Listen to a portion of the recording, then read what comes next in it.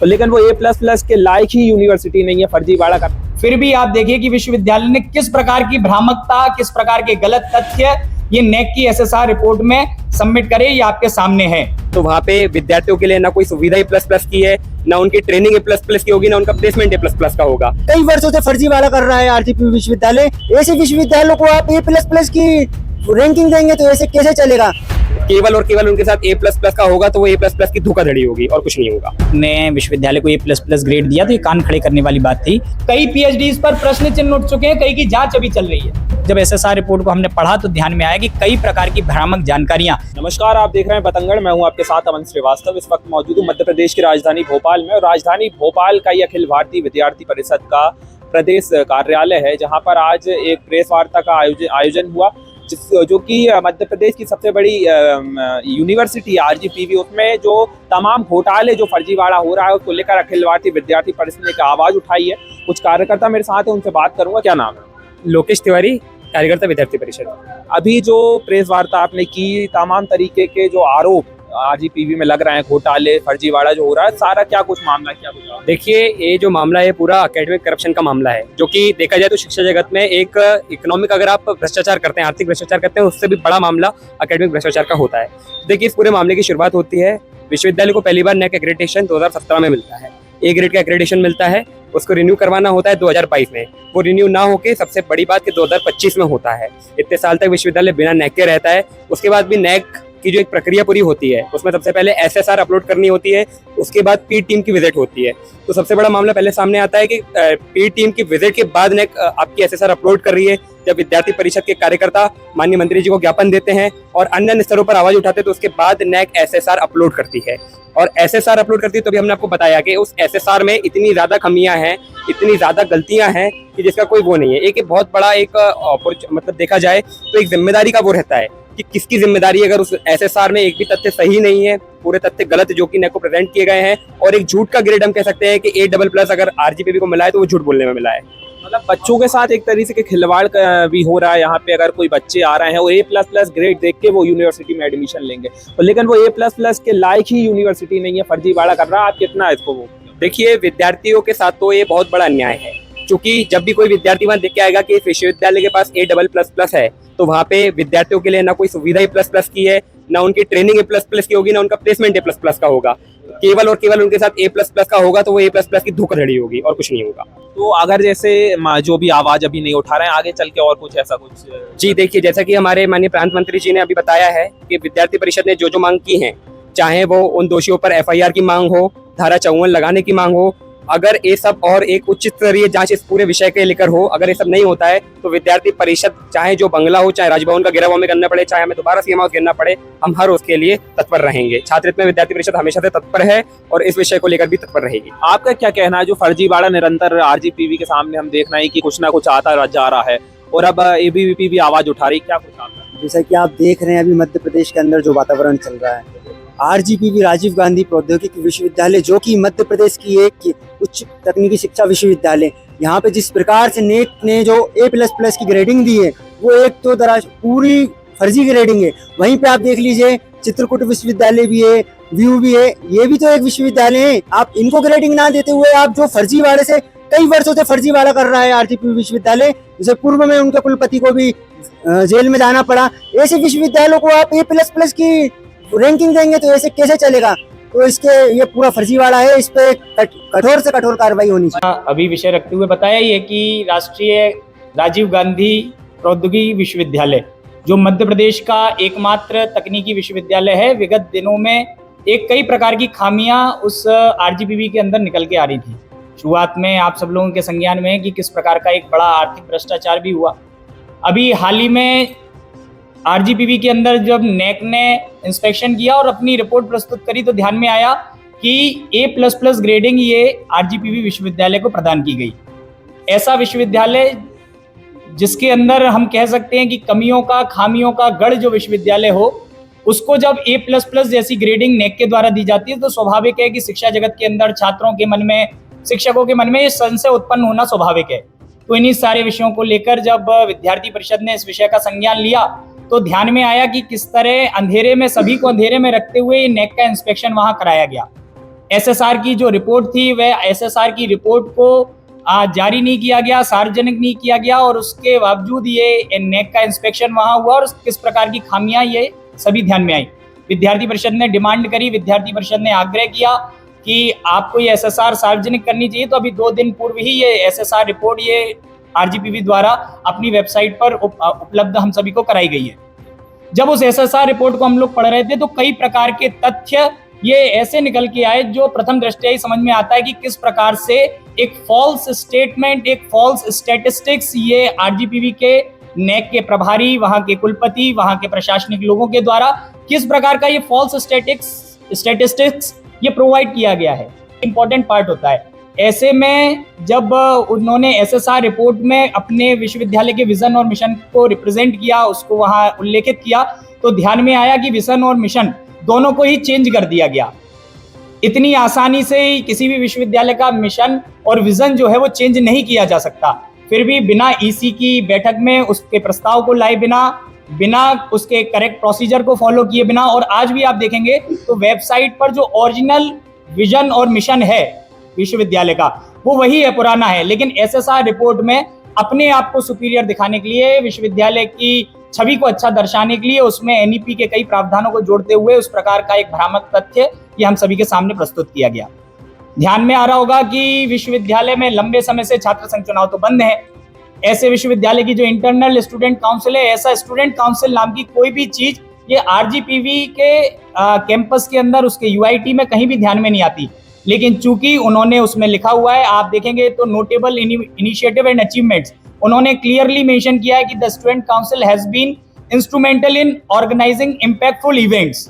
अब सवाल उत्पन्न होता है कि जब किसी विश्वविद्यालय में स्टूडेंट काउंसिल है तो वो दिखाई क्यों नहीं देती है, कहाँ उस स्टूडेंट काउंसिल को सिलेक्ट करने का कौन सा प्रोसीजर है, इलेक्शन प्रोसीजर है, सिलेक्शन प्रोसीजर है। तो इस प्रकार का एक गलत तथ्य ये भी एसएसआर रिपोर्ट में, चूंकि ग्रेडिंग में अच्छा सिद्ध करना था खुद को, इस प्रकार का एक तथ्य एसएसआर में डाला गया। फिर उसमें आप लोगों ने देखा होगा कि स्पोर्ट्स कॉम्प्लेक्स, जब आप एसएसआर को पढ़ेंगे तो उन्होंने अपने स्पोर्ट्स फैसिलिटीज में विश्वविद्यालय बहुत उन्नत प्रगति कर रहा है, यानी स्पोर्ट्स फैसिलिटीज विश्वविद्यालय के अंदर बहुत अच्छी है, इस प्रकार का तथ्य है ये एसएसआर में प्रस्तुत किया गया। एसएसआर में लिखा है कि a well equipped sports complex with world class sports facilities. अब आप देखेंगे कि वर्ल्ड क्लास स्पोर्ट्स फैसिलिटीज, आप ही के मीडिया के बंधुओं ने जब स्पोर्ट्स कॉम्प्लेक्स बना तो उसके घोटालों का जिक्र किया। आपको एक प्रेस कटिंग भी उसमें दिखाई दे रही होगी कि कैसे 4 साल से वहां ताला डला हुआ है, यानी कोई किसी प्रकार की गतिविधि वहां नहीं होती है। ये प्रेस कटिंग के माध्यम से भी आप लोगों को ध्यान में आ रहा होगा। आपको ध्यान में आ रहा होगा कि प्रतियोगिताएं भी बाहर सौंप दी गई, इस प्रकार का भी आप ही के मीडिया चैनलों ने, विद्यार्थी परिषद ने इसको लेकर प्रदर्शन किया। स्पोर्ट्स कॉम्प्लेक्स का घोटाला उजागर हुआ। ऐसे ही आप नीचे एक क्लॉ देखेंगे तो स्पोर्ट्स फैसिलिटी में उन्होंने मेंशन करके रखा है कि the sport officer maintains good gymnasium and sports equipment etcetera etcetera. Sports के एक अधिकारी का जिक्र भी एसएसआर के अंदर किया गया है। वहीं आप प्रेस कटिंग देखेंगे, जब हमने भी जानने का प्रयास किया तो किसी भी विश्वविद्यालय के सक्षम अधिकारी के द्वारा वहां कौन स्पोर्ट्स ऑफिसर है इसकी करेक्ट जानकारी अभी तक हमको नहीं दी गई। इसीलिए हमने प्रेस कटिंग का भी उल्लेख किया, जिसमें स्वयं वहां डीन ऑफ वेलफेयर केटी चतुर्वेदी ने, जब आप ही के मीडिया बांधवों ने पूछा तो उन्होंने उसमें कहा था, वो हमने हाईलाइट करके रखा हुआ है कि वहां इस प्रकार का कोई भी स्पोर्ट्स ऑफिसर नहीं है। इसी प्रकार से अगली स्लाइड में जब आप देखेंगे तो उसमें ध्यान में आएगा कि फेक स्टैटिस्टिक्स ये नेक के एक्रीडेटेड कॉलेजेस के बारे में दिया हुआ है। यूनिवर्सिटी ने जो एसएसआर में अपना स्टैटिस्टिक्स भरा है उसमें उन्होंने उल्लेखित किया कि नेक के 300 से ज्यादा एक्रीडेटेड कॉलेजेस है। पूरे उच्च शिक्षा को मिला लेंगे, तकनीकी शिक्षा को मिला लेंगे, तब जाके 300 नेक एग्रीडेटेड कॉलेजेस नहीं ध्यान में आएंगे। फिर भी आप देखिए कि विश्वविद्यालय ने किस प्रकार की भ्रामकता, किस प्रकार के गलत तथ्य ये नेक की एसएसआर रिपोर्ट में सबमिट करे, ये आपके सामने है।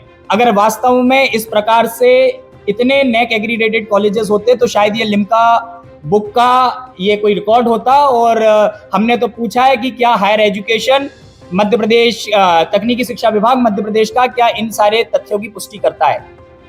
दूसरी तरफ आप अगली स्लाइड में देखेंगे तो ध्यान में आता है कि उन्होंने अपने आप वाईफाई, इंटरनेट कनेक्टिविटीज को बहुत बड़ा चढ़ाकर प्रस्तुतिकरण किया। उन्होंने कहा कि आप कैंपस के किसी भी क्षेत्र में जाएंगे, आपको उच्च गुणवत्ता का ये वाईफाई ये वहां उपस्थित मिलेगा। 1 Gbps की स्पीड, उसका दावा, ये आप देख सकते हैं कि उन्होंने एसएसआर रिपोर्ट में किया।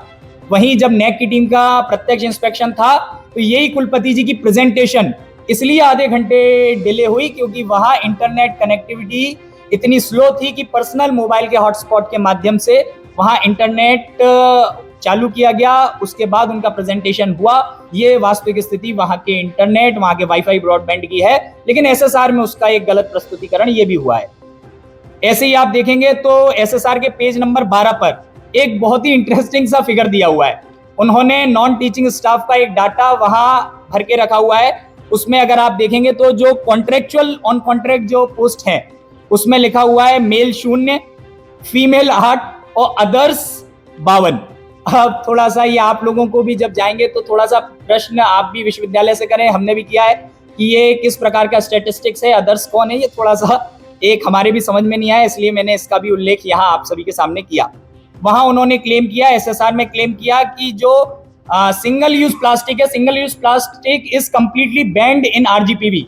एक बड़े इससे बड़ा जोक शायद नहीं हो सकता। आप जाएंगे तो आरजीपीवी में उस प्लास्टिक की पॉलिथीनों का एक कई सारी जगह वो कचड़े का ढेर हम सभी को प्रत्यक्ष ध्यान में आ जाता है। ऐसे ही उन्होंने कहा कि यूनिवर्सिटी ने क्लेम किया कि no vehicle day once a week, विश्वविद्यालय नो व्हीकल डे मनाता है। आप कभी भी किसी भी जगह चले जाएं, हमने तो ये कहा कि अगर पूरे 5 साल में आप उठा के देखेंगे तो शायद 5 दिन भी नहीं निकलेंगे जब विश्वविद्यालय ने ऐसे नो व्हीकल डे ये इस प्रकार से विश्वविद्यालय के अंदर इम्पोज किया हो। और इसीलिए हमने प्रश्न किया कि अगर इस प्रकार की कोई चीज है तो क्या विश्वविद्यालय ने किसी कार्यक्रम के माध्यम से, किसी नोटिफिकेशन के माध्यम से, किसी अवेयरनेस ड्राइव के माध्यम से क्या इस चीजों को उल्लेखित किया? क्या इसके कोई साक्ष्य प्रमाण है या केवल नेक में अपनी वाहवाही करने के लिए किया गया है?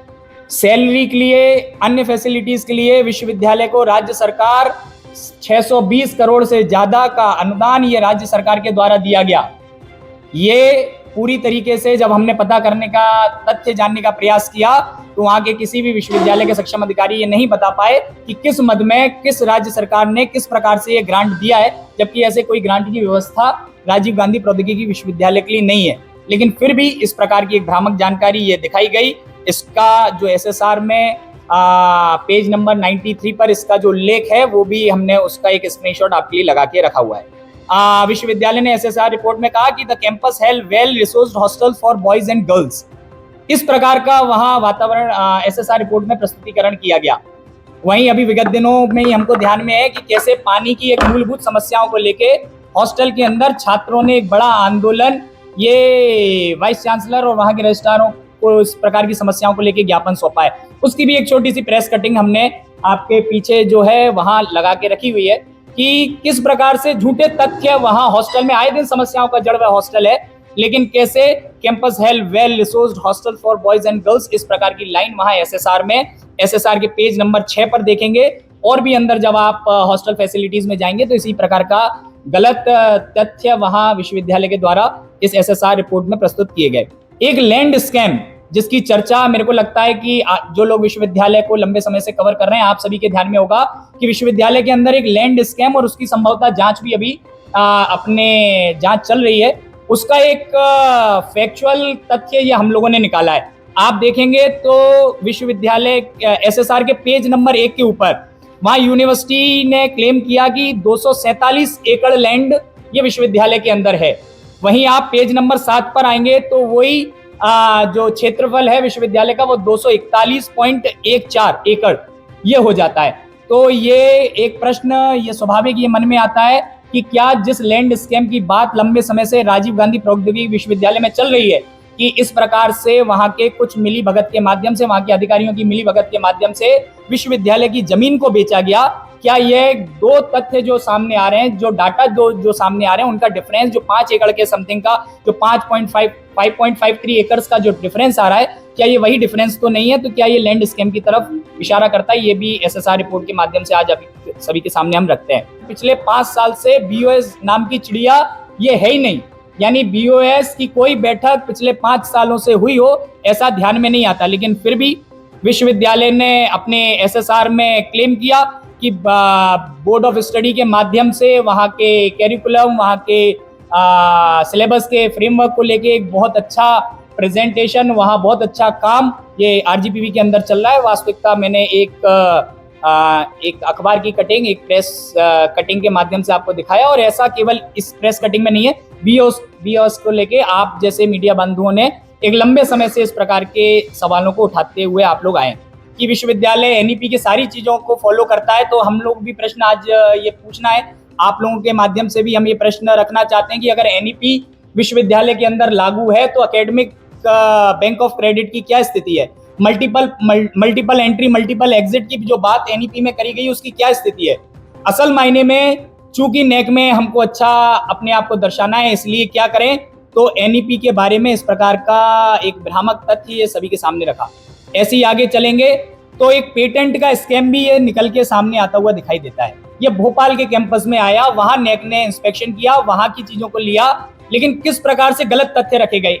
केवल एक जानकारी के लिए एक पेटेंट का हमने उल्लेखित किया है कि पेटेंट नंबर 201921029356, ये पेटेंट जो पीछे आपको दिखाई दे रहा है, ये पेटेंट अगर आप MITS की वेबसाइट पर जाएंगे तो MITS की वेबसाइट पर इस प्रकार का पेटेंट है।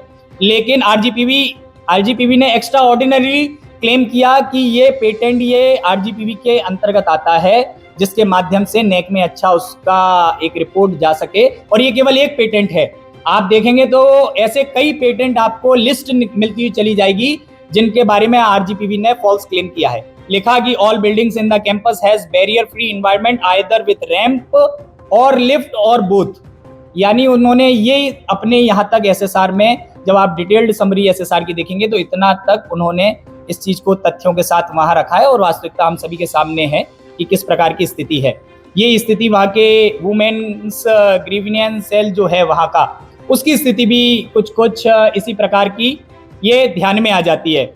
SSR के पेज नंबर 98 पर उसका एक बड़ा उल्लेख उन्होंने किया, इसीलिए एक प्रेस कटिंग लगाई कि कैसे विगत दिनों में छात्राओं के संग कुछ घटनाएं जो हुई उसको लेके वो कहाँ वो सेल थी, वुमेन्स ग्रीवियंस सेल वो कहाँ थी जो जब छात्राओं के संग घटनाएं हो रही थी, तो उसका भी एक आपके सामने रखा। और ये केवल एक सेल नहीं है, आप SSR के अंदर जो विभिन्न प्रकार की सेल हैं उनको जब आप देखेंगे तो ध्यान में आ ही जाएगा कि किस प्रकार से केवल कागजों पर ये सेल संचालित हैं, केवल कागजों पर कहने मात्र ये सेल है, असली में वहां या तो ताला लगा मिलेगा या उस प्रकार का हो सकता है कोई स्ट्रक्चर भी ना मिले। ये स्थिति वहां की है।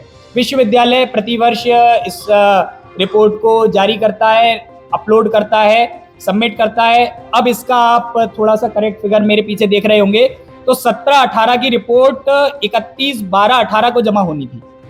उसी प्रकार 18-19 की रिपोर्ट ये 31/12/19 को जमा होनी थी और 19-20 की रिपोर्ट ये 31/12/20 को जमा होनी थी। तीनों रिपोर्ट आप देखेंगे तो 3 वर्ष के अंतराल के बाद जब उन्होंने कहा कि हमको SSR तैयार करना है तो 3 वर्षों के बाद आप देखो कि 31/12/21 को वो रिपोर्ट जो है वो सबमिट ऐसे की गई।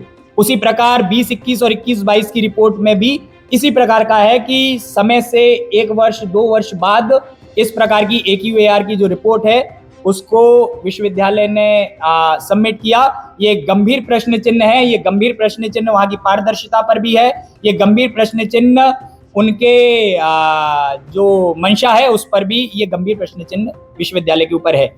विश्वविद्यालय ने SSR में उसके साथ अपने आप को बड़ा चढ़ा कर प्रस्तुत करने के साथ उसमें कहा कि हमारे यहाँ PhDs की स्थिति बहुत अच्छी है, हमारे यहाँ इतने प्रकार से परमानेंट फैकल्टी में जो प्रोफेसर हैं, एसोसिएट प्रोफेसर, असिस्टेंट प्रोफेसर है, उनकी PhDs के बारे में उन्होंने क्लेम किया है। अभी आप अगली स्लाइड में मैं थोड़ा सा आगे आऊंगा, तब तक इस पर बात कर रहा हूं, तो आप देखेंगे कि उसका भी डाटा गलत है। कई प्रकार की PhDs वहां के प्राध्यापकों की, वहां के एसोसिएट प्रोफेसरों की, वहां के असिस्टेंट प्रोफेसरों की कई PhDs पर प्रश्न चिन्ह उठ चुके हैं, कई की जांच अभी चल रही है। ऐसे में PhD के बारे में इतना बड़ा महिमा मंडन, क्वालिफिकेशन, टीचर्स क्वालिफिकेशन के बाद इतना बड़ा महिमा मंडन SSR में ध्यान में आता है। उसी प्रकार RGPV जो डॉक्टरल फेलोशिप जो प्रोवाइड करता है उसके बारे में भी इसी प्रकार का एक भ्रामक तथ्य प्रस्तुत किया गया, जबकि वास्तविकता यह है कि RGPV not followed the roster in doctoral fellowship, roster भी फॉलो नहीं किया है। आप देखेंगे कई लोगों को फेलोशिप मिली, उन्होंने बीच में से क्विट किया और इसके लिए उन्होंने कोई करेक्ट प्रोसीजर फॉलो नहीं किया। अर्चना तिवारी जी जो वहां उपस्थित हैं, मात्र उनके कंसिडरेशन के साथ उनकी परमिशन उन्होंने अपने लेवल पर दे दी और केवल उससे वो डॉक्टरल फेलोशिप लेने के बाद कई लोगों ने क्विट किया। अब आप अगली स्लाइड पर देखेंगे तो एक्चुअल डाटा भी दिखाया है हमने और डाटा इन SSR दिखाया है। मैं थोड़ा सा इस पे एक नजर आपकी डालना चाह रहा हूं। परमानेंट टीचर्स, अब आप देखेंगे प्रोफेसर में 23 SSR में लिखा है 23 मेल 17 फीमेल जिनकी PhDs है। वास्तविकता है कि केवल 15 मेल और 5 फीमेल प्रोफेसर्स ही हैं जिनकी वास्तविकता में PhD ऐसी हुई है। एसोसिएट प्रोफेसर्स में देखेंगे तो RGPB ने क्लेम किया कि 11 मेल 5 फीमेल इनकी PhD हुई है। वहीं वास्तविकता अगर आप एसोसिएट प्रोफेसर के अंतर्गत आएंगे तो देखेंगे कि 11 में से केवल 6 मेल ने PhD करी है और फीमेल 5 में से 6 फीमेल्स की PhD ऐसी हुई है, 5 की जगह 6 की है। आप असिस्टेंट प्रोफेसर वाली लाइन में आएंगे तो 9 मेल की PhD बता रहे हैं, जबकि वास्तविकता में 5 मेल असिस्टेंट प्रोफेसरों की ही PhD है। इसी प्रकार से अन्य स्टेट भी जो आगे लिखा हुआ है उसी प्रकार से अन्य स्टेट की अन्य PhD की स्थिति है। नीचे विश्वविद्यालय ने जो वरिष्ठता सूची जो 2022 में सौंपी है उसके अनुसार जो PhD का आंकड़ा है वो आप देख लीजिए कि वास्तविकता में क्या स्थिति है और जो SSR में दर्शाया गया है उसकी स्थिति क्या है।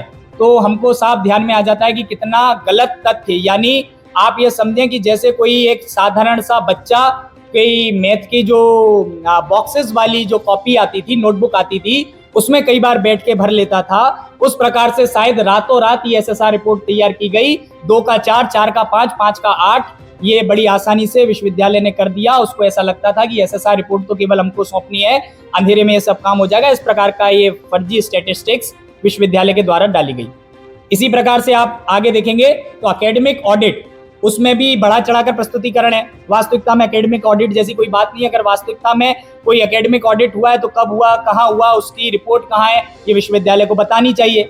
ऐसी कोई व्यवस्था ये विश्वविद्यालय के अंदर नहीं है। ये भी एक गंभीर प्रश्न चिन्ह IQAC के इनिशिएटिव के ऊपर लगता है। ऐसे कई प्रकार की ये विसंगतियां ये आपको ध्यान में आ जाएंगी। IQAS की मीटिंग के मिनट्स ये SSR में लगाए गए हैं, लेकिन वास्तविकता में ये मिनट्स ही नहीं उपस्थित नहीं है, कभी ये मिनट्सों को अपलोड ही नहीं किया गया। तो ये प्रश्न आज उत्पन्न होता है कि क्या केवल SSR बनाने के लिए केवल कागजों पर इन मिनट्स को तुरंत में रातों रात बैठ के बना दिया गया? ये भी एक गंभीर प्रश्न चिन्ह इस SSR को देखने के बाद आता है। दिव्यांगजनों, जैसा मैंने बताया कि लाइब्रेरी की स्थिति, अभी लाइब्रेरी की लिफ्ट 1 साल से खराब है। यहाँ बता रहे हैं कि लाइब्रेरी बेस्ट प्रैक्टिस है। आप देखेंगे तो लाइब्रेरी को बेस्ट प्रैक्टिस विश्वविद्यालय की इस प्रकार से उल्लेखित किया गया, लेकिन वास्तविकता कहीं अलग हमको ध्यान में आती है। तो ऐसे चूंकि समय की भी सीमा है, मैंने शुरू में ही कहा कि SSR रिपोर्ट 117 पन्नों की है। उसके अंदर भी कई प्रकार के डॉक्यूमेंट्सों का सम्मेलन ये SSR रिपोर्ट के अंदर है। जब आप बारीकी से एक एक पेज को देखेंगे तो मेरे को नहीं लगता कि शायद ही कोई पेज होगा जिस पर किसी प्रकार की कोई गड़बड़ी हम सभी के ध्यान में नहीं आई। ये तो वो गड़बड़ियां हैं जो प्रथम दृष्टया सामने आ गई। कई सारा डाटा जब एक्चुअल में हम स्टैटिस्टिक्स लेके जब विश्वविद्यालय के सक्षम अधिकारियों के साथ बैठेंगे तब जाके हमको समझ में आएगा कि कितना गलत प्रस्तुतिकरण ये SSR रिपोर्ट में विश्वविद्यालय की छवि को, विश्वविद्यालय की वास्तविक स्थिति को छुपाते हुए किया गया। इन सारे फैक्ट्स को हमने SSR रिपोर्ट में हाईलाइट करते हुए कल मध्य प्रदेश शासन के सरकार के तकनीकी शिक्षा मंत्री, उच्च शिक्षा मंत्री माननीय इंदर सिंह परमार जी को विद्यार्थी परिषद के प्रतिनिधि मंडल ने मिलना हुआ। मिलने के बाद हमने ये SSR रिपोर्ट जिसमें गलत तथ्य प्रस्तुत किए गए हैं, इनकी एक पूरी फाइलिंग उनको हाईलाइट करने के साथ हमने ये मंत्री जी को कल सौंपी है। सौंपने के साथ साथ विद्यार्थी परिषद ने कुछ डिमांड्स ये रेज करी हैं। आपके सामने ये डिमांड्स दिख भी नहीं है, मैं यहाँ से बता भी देता हूँ। विद्यार्थी परिषद ने डिमांड्स रखते हुए ये कहा, आपके सामने से भी आज विद्यार्थी परिषद का स्पष्ट मत मैं आपके सामने रखता हूँ कि विद्यार्थी परिषद का स्पष्ट मत है कि ये आर्थिक भ्रष्टाचार, ये पहले विद्यार्थी परिषद ने RGPB के अंदर उजागर किया। ये आर्थिक भ्रष्टाचार से भी बड़ा भ्रष्टाचार अगर देखे तो ये एकेडमिक करप्शन, अकादमिक भ्रष्टाचार ये उजागर हुआ है। विश्वविद्यालय के अंदर इस प्रकार का अकादमिक भ्रष्टाचार जो SSR रिपोर्ट के माध्यम से आया, उसके ऊपर सरकार को, शासन को तुरंत एक संज्ञान लेते हुए धोखाधड़ी की FIR लॉन्च करनी चाहिए। जो भी दोषी हैं, चाहे वह कुलपति हों, अन्य दोषी हों, उनके ऊपर धोखाधड़ी की FIR और जो भी अन्य उचित धाराएं होती हैं उन सारी धाराओं में FIR सुनिश्चित की जानी चाहिए। और इतने बड़े अकादमिक भ्रष्टाचार, ये कोई गलती नहीं है, ये संगीन क्राइम है। तो इस क्राइम को ध्यान में रखते हुए विश्वविद्यालय के अंदर धारा 54, इसको तुरंत सरकार को ये इम्पोज कर देना चाहिए, धारा 54 लागू करनी चाहिए, ताकि इस प्रकार की गड़बड़ी जो सामने आई है इसकी एक निष्पक्ष जांच ये विश्वविद्यालय के अंदर हो, वास्तविक स्थिति और सामने आए।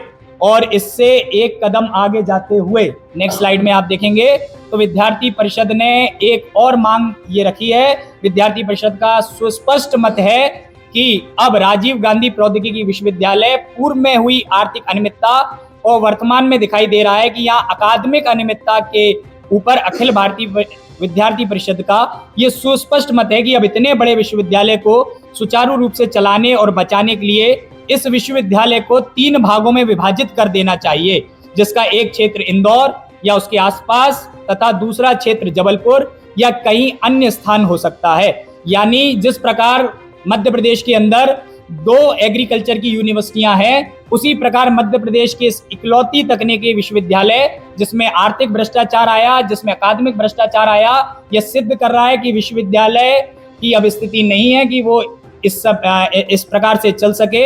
हमारी सरकार से डिमांड है, हमारे राज्य भवन से, हमारे तकनीकी शिक्षा मंत्री से, मुख्यमंत्री से ये डिमांड है कि विश्वविद्यालय को तुरंत में 3 पार्ट्स में स्प्लिट कर देना चाहिए। और जैसा मैंने कहा कि भोपाल, इंदौर के आसपास का कोई क्षेत्र और जबलपुर के क्षेत्र में ऐसे 3 तकनीकी विश्वविद्यालय की संरचना ये मध्य प्रदेश के अंदर ये तत्काल प्रभाव से करी जानी चाहिए। ये विद्यार्थी परिषद का सुस्पष्ट मत है, तभी ये स्थिति, वास्तविक स्थिति सुधरेगी।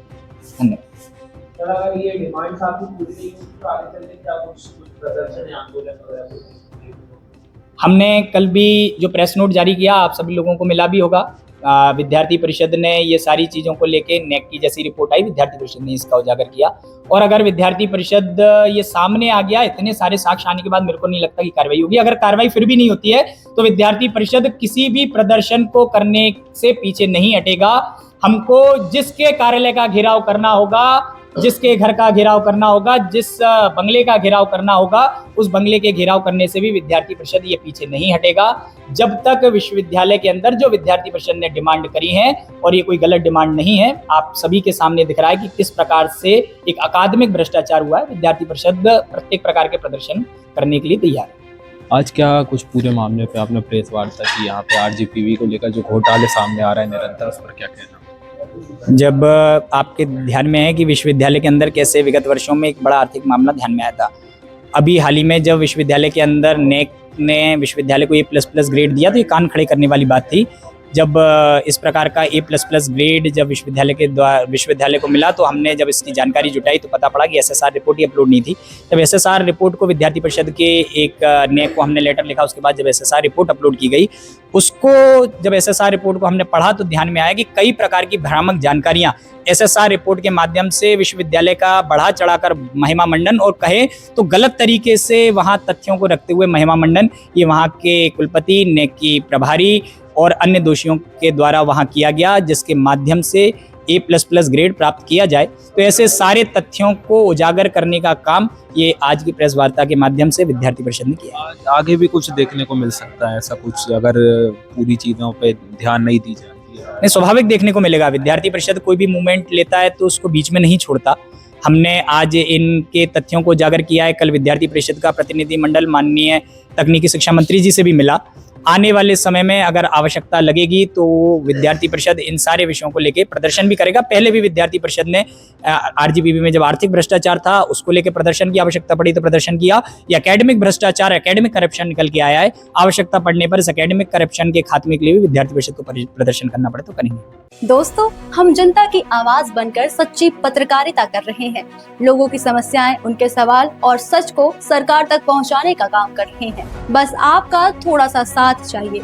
इस वीडियो को ज्यादा से ज्यादा ग्रुप्स में शेयर करें ताकि हर आवाज सरकार तक पहुंच सके। अगर आप भी इस पहल में हमारे साथ हैं तो कमेंट में जरूर लिखें बी सपोर्ट। आपका शेयर ही हमारी ताकत है। ऐसी ही कोई जन समस्या या परेशानी हो तो हमसे संपर्क करें या सोशल मीडिया पर कमेंट या DM करें।